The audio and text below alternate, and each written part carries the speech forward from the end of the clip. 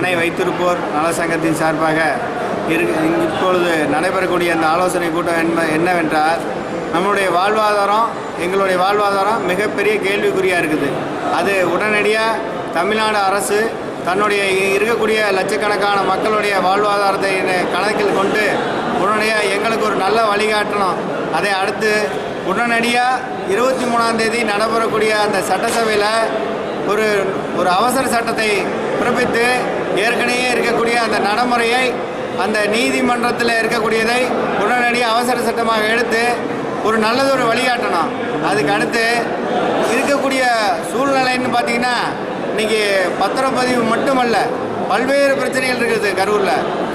அதே மாதிரியே plan approved வாங்குறதுல பிரச்சனை இருக்குது. எந்த பிளான் அப்ரூவ்டு வாங்குறதுலையும் எந்த இடத்துலையும் அதிகாரி இல்லை.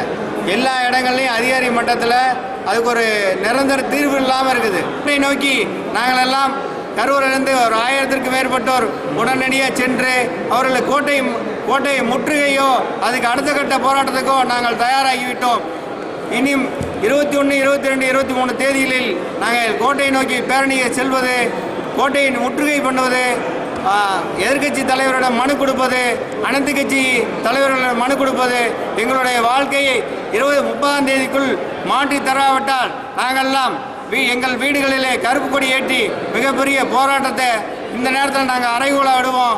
அடுத்த கட்ட போராட்டத்துக்கு இந்த அரசாங்கம் எங்களை கொண்டு போய் செலுத்தாமல் எங்களுடைய வாழ்க்கையை பாதுகாக்கலைன்னா போராட்டம் இல்லை, நாங்கள் சாகுமுறை விடுப்போம்.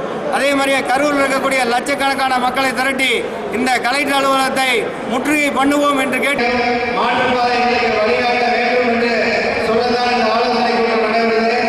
இங்கே வருகின்ற அத்தனை பேருடைய நல்ல இந்த தொழிலை செய்து கொண்டிருக்க அத்தனை பேரும் எந்த கட்சியை சாராதவர்களாக இருக்க வேண்டும்.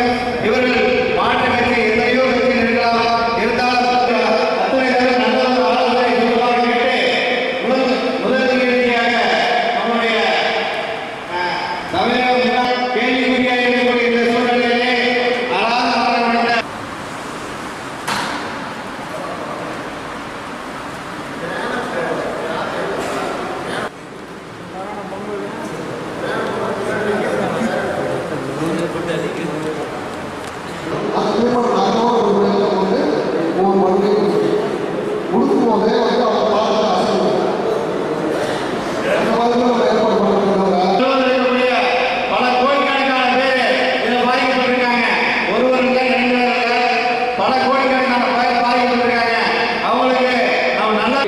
செலுத்தினால் இது ஒரு நிரந்தரமான